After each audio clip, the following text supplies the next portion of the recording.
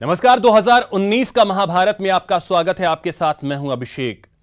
राजस्थान में कांग्रेस के चुनावी अभियान का आगाज करते हुए राहुल ने लोकसभा चुनाव को गरीबों और अमीरों के बीच का चुनाव घोषित कर दिया। राहुल ने गरीब कार्ड खेलते हुए पीएम नरेंद्र मोदी पर जमकर हमला बोला और दावा किया कि बीजेपी अमीरों की समर्थक है और कांग्रेस गरीबों की। रण में राहुल का गरीबी कार्ड, राहुल का पीएम पर गरीबी वाला वार। राहुल ने छेड़ी विचारधारा वाली लड़ाई। बीजेपी, नरेंद्र मोदी, आरएसएस की विचारधारा, देश को बांटने की विचारधारा, नफरत फैलाने की विचारधारा। दूसरी तरफ कांग्रेस पार्टी, आप सब लोग, हम सब लोग, भाईचारा, प्यार और जोड़ने की विचारधारा। राजस्थान के रण में कांग्रेस का चुनावी शंखनाद करते हुए राहुल गांधी ने 2019 के महासमर को गरीबी बनाम अमीरी की जंग में तब्दील करने वाला सियासी दांव चला।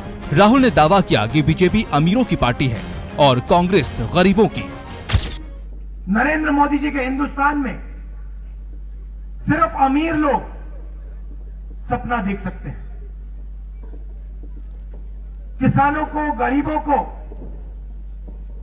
बच्चों को स्कूल भेजना पड़ता है, लाखों रुपए पहले निकाल के देने पड़ते हैं, किसी उद्योगपति को देने पड़ते हैं। राहुल का दावा है कि कांग्रेस ने अपने शासन में 10 साल में करीब 14 करोड़ लोगों को गरीबी रेखा से बाहर निकाला।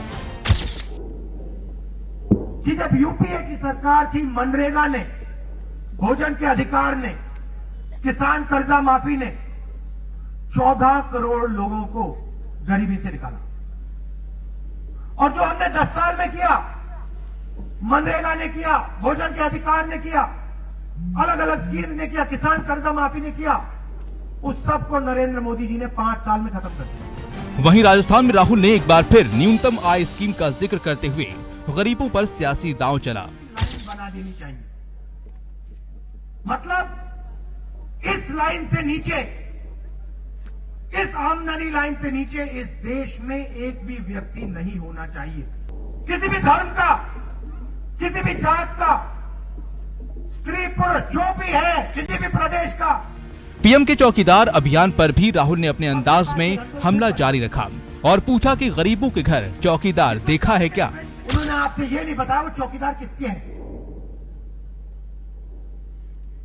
किसान के घर में चौकीदार होता है?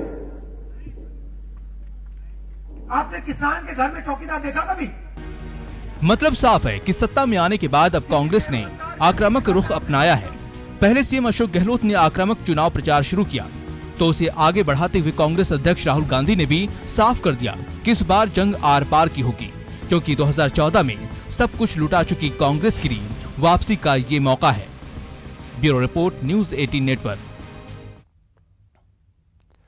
वहीं सूरतगढ़ की जनसभा में राहुल गांधी के साथ साथ सीएम अशोक गहलोत ने भी बीजेपी पर जमकर प्रहार किए और कहा कि बीजेपी ने एक भी वादा पूरा नहीं किया, जबकि कांग्रेस ने राजस्थान में सरकार बनाने के महज 3 महीने के अंदर ज्यादातर वादे पूरे करने का काम शुरू कर दिया। वहीं डिप्टी सीएम सचिन पायलट ने सरकार के कामकाज के आधार पर राजस्थान में कांग्रेस की बड़ी जीत का दावा किया।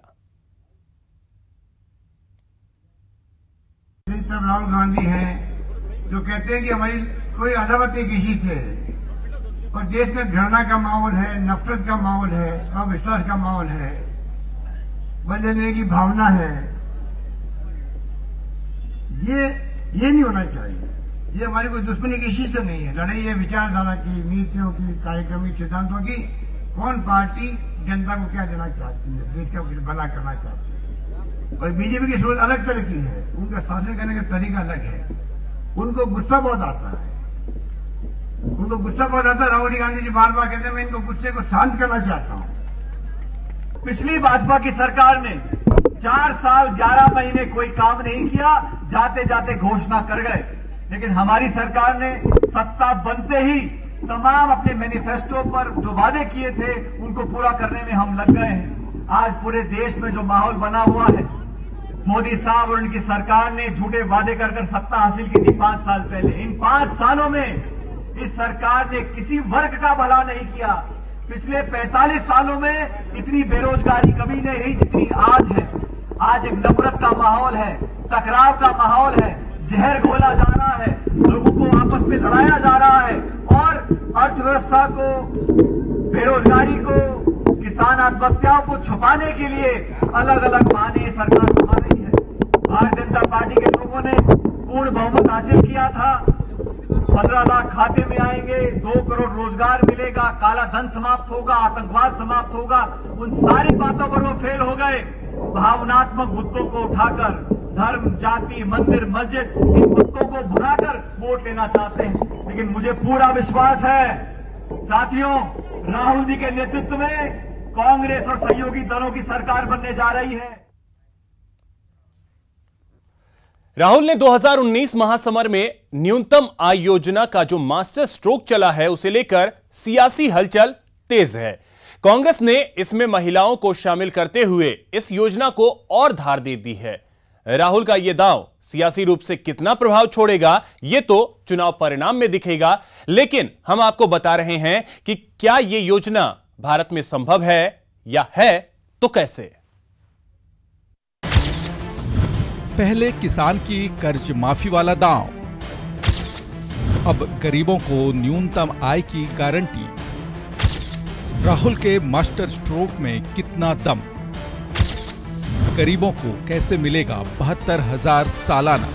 20% सबसे गरीब परिवारों को हर साल 72,000 रुपए देने जा रही है। दिसंबर में राजस्थान, एमपी और छत्तीसगढ़ के विधानसभा चुनाव में जीत के बाद भी राहुल गांधी ने इस स्कीम का जिक्र किया था। राहुल के बड़े दांव न्यूनतम आय योजना यानी न्याय के आर्थिक पहलू की बात करेंगे, लेकिन आपको बता दें कि राहुल ने न्यूनतम आय योजना की अवधारणा नोबेल पुरस्कार से सम्मानित अर्थशास्त्री अमर्त्य सेन की थ्योरी से ली है। न्याय अमर्त्य सेन की पॉवर्टी इंडेक्स थ्योरी पर आधारित है। सेन की पॉवर्टी इंडेक्स के मुताबिक गरीबों के बीच गरीब, बहुत गरीब और अन्य गरीब की श्रेणी होती है।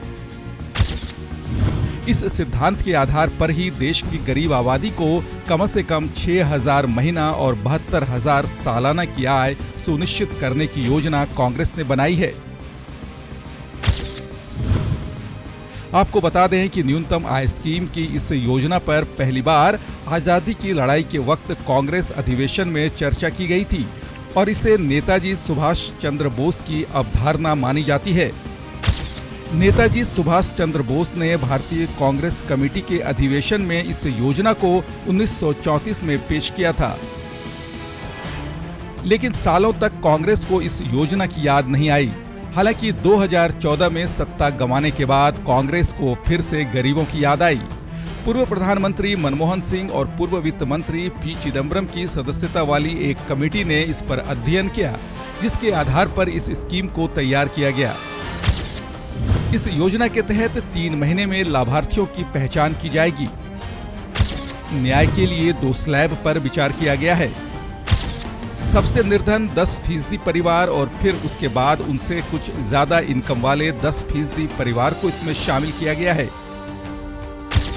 यानी देश की 20% गरीब आबादी को 6,000 रुपए की आय सुनिश्चित की जाएगी। 2 साल के अंदर सारे लाभार्थियों को कवर करने की कांग्रेस की योजना है। इस योजना के तहत 20% गरीबों को यानी करीब 25 करोड़ गरीब आबादी को इसका लाभ मिलेगा। इस योजना के तहत 5 करोड़ गरीब परिवारों पर फोकस किया जाएगा। इस योजना में पैसे सीधे लाभार्थियों के बैंक खाते में जाएंगे और ये पैसा परिवार की महिलाओं के बैंक अकाउंट में जाएगा। ये स्कीम विमेन सेंट्रिक है। ये 72,000 रुपया घर की गृहिणी के खाते में कांग्रेस पार्टी जमा करवाएगी। यह स्कीम शहरों और गांव, पूरे देश के शहर और गांव में कोई भेदभाव नहीं, ये पूरे देश के गरीबों पर लागू होगी। हालांकि इस योजना पर 3,60,000 करोड़ का खर्च आने का अनुमान है। बहरहाल 2014 में देश भर में सिमट चुकी कांग्रेस दिसंबर में 3 राज्यों में हुए चुनाव में किसानों की कर्ज माफी योजना को लेकर सत्ता में आई। और अब 2019 के सबसे बड़े महासमर में राहुल ने गरीबों को न्यूनतम आय देने का सबसे बड़ा दांव चला है। अब देखना दिलचस्प होगा कि क्या राहुल के इस दांव पर देश का गरीब तबका भरोसा करेगा। Bureau report, news 18 network.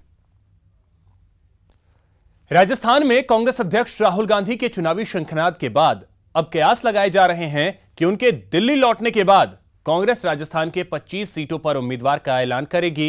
आइए दिखाते हैं आपको कांग्रेस से किस किस को कहां से टिकट मिल सकता है। राजस्थान के रण में इस वक्त कांग्रेस बिना उम्मीदवारों के ही ताल ठोक रही है। अध्यक्ष राहुल गांधी भी उम्मीदवारों की जगह पार्टी के नाम पर वोट मांगने की कवायद में लगे हैं। ऐसे में कयास लगाए जा रहे हैं कि राहुल के दिल्ली लौटने या फिर 1 से 2 दिनों के अंदर पार्टी कम से कम पहले फेज के उम्मीदवारों का ऐलान कर देगी। राजस्थान में 2 चरणों में होने वाले चुनाव में पहले चरण में 13 सीटों पर चुनाव होने वाले हैं। आइए बताते हैं इन 13 सीटों पर कांग्रेस के संभावित उम्मीदवार कौन कौन हैं। बांसवाड़ा से ताराचंद भगौरा और महेंद्र बहजोर, चित्तौड़गढ़ से गिरिजा व्यास, लक्ष्यराज सिंह और प्रकाश चौधरी, राजसमंद से देवकी नंदन काका, राजेश कुमावत, गोपाल ईडवा, भीलवाड़ा से सीपी जोशी, रामपाल शर्मा, धीरज गुजर, कोटा से रामनारायण मीणा, हरिमोहन शर्मा, एकता धारीवाल, झालावाड़ बाना से उर्मिला जैन भाया, मनीष शुक्ला और शैलेंद्र यादव, टोंक सवाई माधोपुर से नमो नारायण मीणा, सईद सऊदी, अजमेर से रिजू झुंझुनवाला, रघु शर्मा, रामचंद्र चौधरी, पाली से बद्री जाखड़, मुन्नी देवी गोदारा, लीला मदेरणा, जोधपुर से वैभव गहलोत और विजय लक्ष्मी बिश्नोई, बाड़मेर से मानवेंद्र सिंह और हरीश चौधरी, जालौर से वैभव गहलोत, रतन देवासी और हीरालाल बिश्नोई, उदयपुर से रघुवीर मीणा और विवेक कटारा। ये तो संभावित उम्मीदवारों के नाम हैं। देखना है कांग्रेस आलाकमान इन्हीं नामों में से 13 नाम फाइनल करती है या फिर किसी सीट पर कोई चौंकाने वाला फैसला करते हैं। गोवर्धन चौधरी, न्यूज 18 राजस्थान, जयपुर। वहीं मंगलवार का दिन प्रदेश कांग्रेस के लिए मंगलमय रहा। राहुल की मौजूदगी में घनश्याम तिवारी सहित 7 नेताओं ने कांग्रेस का दामन थाम लिया। लोकसभा चुनाव से पहले कांग्रेस का यह मास्टर स्ट्रोक कहा जा रहा है। मंगलवार का दिन कांग्रेस के लिए मंगल रहा। जयपुर के रामलीला मैदान में कांग्रेस के शक्ति बूथ कार्यकर्ता सम्मेलन में राहुल गांधी की मौजूदगी में घनश्याम तिवारी सहित 7 नेता कांग्रेस में शामिल हुए। वहीं 12 निर्दलीय विधायकों ने कांग्रेस को समर्थन की बात कही। कांग्रेस ने इन 12 निर्दलीय विधायकों को एसोसिएट मेंबर का दर्जा दिया है। दल बदल कानून से बचने के लिए विधायकों ने कांग्रेस की सदस्यता नहीं ली है। घनश्याम तिवारी बीजेपी से 6 बार विधायक रहे, भारत वाहिनी पार्टी बनाई, अब कांग्रेस में शामिल। विष्णु लाटा मेयर जयपुर नगर निगम, पहले बीजेपी के पार्षद थे, बीजेपी से बगावत कर कांग्रेस के सहयोग से मेयर बने। जनार्दन सिंह गहलोत पुराने कांग्रेसी नेता, बीच में बीजेपी में चले गए, वेयर हाउसिंग कॉरपोरेशन के अध्यक्ष रहे। सुरेंद्र गोयल वसुंधरा सरकार में मंत्री रहे, विधानसभा चुनाव में बीजेपी से बगावत कर चुनाव लड़ा लेकिन हार गए। डूंगरराम गेदर बसपा के पूर्व प्रदेशाध्यक्ष रह चुके हैं, ओबीसी वोटों पर पकड़। पूसाराम गोदारा कांग्रेस से बगावत कर रतनगढ़ से विधानसभा चुनाव लड़ा लेकिन हार गए। मूलचंद मीणा बीजेपी से बगावत कर कांग्रेस में शामिल। महादेव सिंह खंडेला विधायक खंडेला। संयम लोढ़ा विधायक सिरोही।